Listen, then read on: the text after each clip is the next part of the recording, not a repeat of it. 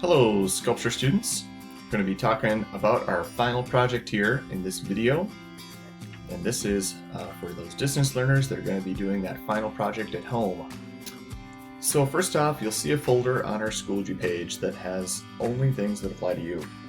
So it's that Distance Learners Unit 5 Final Project folder. So in this folder, you're going to see some information about the final project, the presentation about the final project, the spot where you're going to do the planning, and then when you're done with the project, where you submit the project and also write your brief artist statement about your project. So there's basically three things that you're going to be turning in for this: your planning, the project itself, and the artist statement. You do those three things, and that'll be kind of the final project in this class. So to start with, let's talk about what the whole project's about. You get to decide what it's about, and I want you to think deeply about what influences you have and what those influences mean and how those influences can impact what you decide to make for this final project. So I'll switch over to the presentation here and we'll go through this. So it's all about creating a self-expressive project.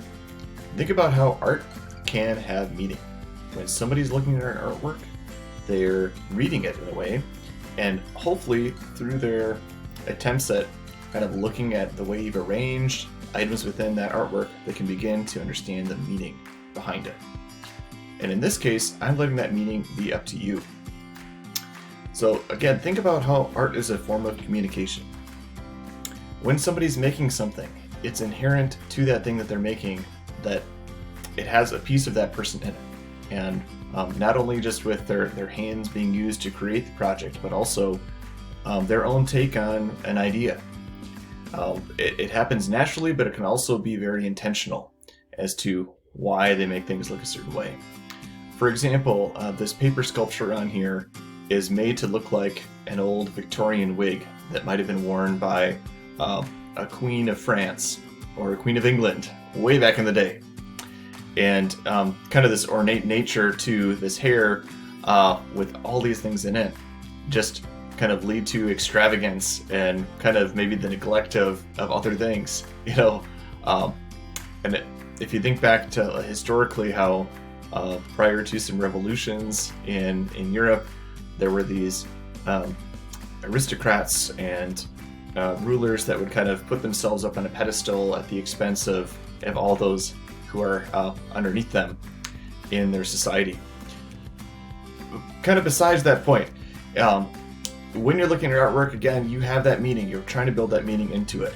Your framework for why you think certain things are based on your experiences in life, the biases, implicit or otherwise, that are kind of part of you. And I want you to think about those influences that you have in life, whether they be positive or negative influences, and think about how you can create something that expresses how you feel about something, and something that you feel like communicating out through your artwork. So how do you express an idea in art? Sometimes you can think about being symbolic with your artwork. So symbolism is a connection to an abstract idea that can be more open-ended. Metaphor, you could think about making a direct link between two objects. So a direct link between something in your artwork and something that exists outside of your artwork. And there's this whole realm of something called visual communication that knows how advertisers try to catch you into understanding an idea just by seeing an image in their advertisements. But in a lot of ways, this is very much present in the art world as well. You can see connections between things in the artworks and things that actually are out there that everybody understands because it's this visual culture that we're a part of.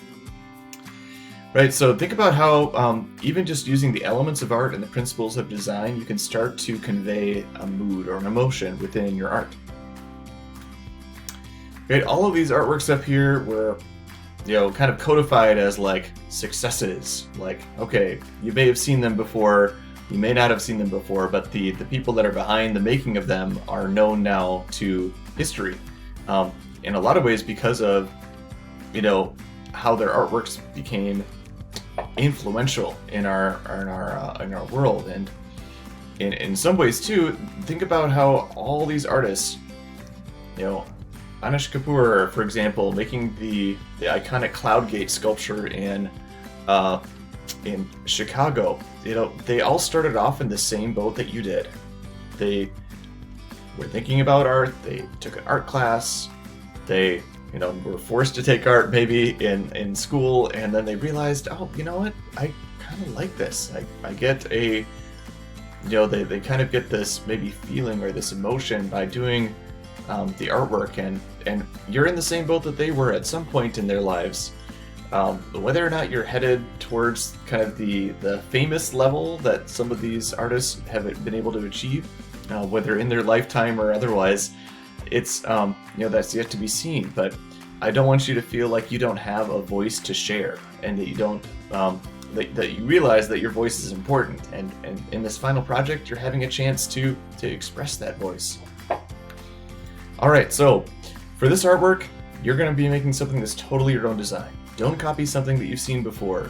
If you've seen it before, it's kind of a big no in this project. You got to try to make something that's totally original to you. Your larger goal is to make something that communicates an idea that's based on your influences life, that you care about, that you think is worth sharing. You can make your artwork out of anything. Anything left in that bag that you brought home with you, use it. Other things that you want to use, whether they be conventional art, making things or not, you can just use them. Anything that you find around your home that you want to use, again, you can use it for this project. So first, let's talk about your planning. I put in here summative. I'm actually just going to make this a formative thing. We'll switch that up. So formative planning. This is a 60-point formative assignment, so it's worth 3 of your normal plannings. It's just so important for me that you really think about the idea behind your project. And there's 6 criteria that I'm going to be looking for that are part of your planning. So the first 2 are about your influences. So write about things that have influenced you in life. Create visual notes.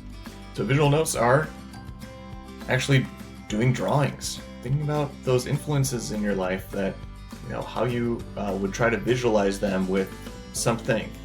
So change an abstract idea about an influence and then actually put it out there with pencil and paper to draw out how that experience could be shown in its visual form. Criteria 3 is your expressive meaning. So what do you want the project to be about? Based on your influences, obviously, but what is the meaning that you want to have be read off of your artwork? Criteria 4 is all about deciding what you want to make it out of, material-wise, and how you'll build it. C5 is all just credit for brainstorming. So brainstorm what you might want to do, sketch out a few different ideas before you land on doing your full-out final idea sketch, where it's fully detailed exactly the way that you want your project to look. In the remaining part of this presentation, you're going to see just a little bit more information about each of the criteria. So as you're going through and you're looking at this presentation on your own, if you're stuck on a certain criteria point, go to the slide about that criteria and ask questions. If you're stuck on something, I'd be happy to answer those. There are some examples of final projects here shown on the screen. These were during our traditional Sculpture 2 class in person. Here's somebody who was influenced by kind of moving to Minnesota and having that Minnesota be the state, but also kind of a culture in a way, is along the path line of their life, kind of a stop along the way. These tracks are representing kind of where they're headed in their life. Kind of hard to see, and maybe if you've been able to see it in the sculpture room before, there's this awesome head that was made back there. I should take a picture of it and put it in here. Honestly, it's so good. But it was kind of the connection between influences that this student had from really liking anime as a kid, and how that style and that kind of art form had influenced what they make, whether it be in drawing format or where they are drawing things out, but also kind of sculpting things three-dimensionally. Here's an artwork that was made to symbolize how, you may feel all alone in life, but sometimes you just need that one thing or that one person to come towards you rather than away from you, and that can mean all the difference in what you end up doing. So there's like all these origami birds and other things that are leaving away from this frog in the middle, but then there's this small fly that's coming back, even though it might be kind of dangerous for them to go back to the frog. But they're willing to take that chance to help the frog out. Here's an example project that somebody had made out of paper, and they were thinking back to their first art class that they'd ever taken, and it was back in elementary school, and they had made this jetpack that they had been able to actually wear back in the day. So they thought, well, let's make a capstone end to the art education here and try out making a new jetpack that's kind of more detailed and more along the lines of an older artist making something. Here's another example. This student chose to create a sculpture out of all the different materials that we had used in the class during that trimester. So from clay to wire to paper, they found a way to create this really well-balanced sculpture that combined those three materials together. Right, there are some other examples. These ones were from at home last trimester. So using that air dry clay, using the wire. This is about somebody who feels like sometimes they draw inspiration when they're resting, and they might come up with that great idea, and then they wake up and they're like, yes, they have it. But sometimes it can be a while to come across that idea.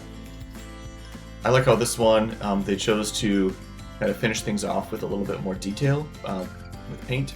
But again, they're trying to sculpt something that was a little bit abstract. It was the form is based off of a jellyfish, but then they covered the jellyfish with all these different eyes.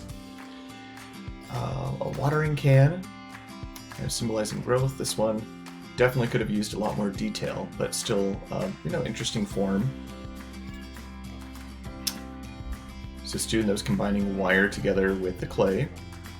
See some other sculptures in the background there. It's a student that used that air dry clay. On one side they used the heart, or created a heart, and tried to paint it to look like actual organ. And then on the flip side, they kind of turned around. They were painting on more of an artistic side and kind of the creative side within the heart. So just some different ideas. You don't want to just copy something that you see, because the whole point of the project is that you come up with something original to you that's all about your own experiences in life, about what you want to express. But again, the first step is to complete the Google Planning. Here it is. It's broken out by criteria. You can insert images wherever you need to, photograph things that you've done on paper and put them right in here. That's totally fine. Then on Schoology, you'll also find where you submit your project and also write a brief artist statement. Here's the artist statement Google Doc. It is very straightforward. Part 1, explain the meaning of your project. Right? Usually after you've completed your artwork, you want to do one last little take on what you think the meaning is. Because the meaning can sometimes change as you're making your artwork, and you want to have that final state, that final idea be what I'm able to understand. And then I want you to just reflect on your experience through the class. What are some of the takeaways that you have? What's the one big thing that you've learned that you want to kind of take with you from the class? So that pretty much sums it up. I would love to answer questions that you have, so feel free to reach out, and we'll do this final awesome project in this class.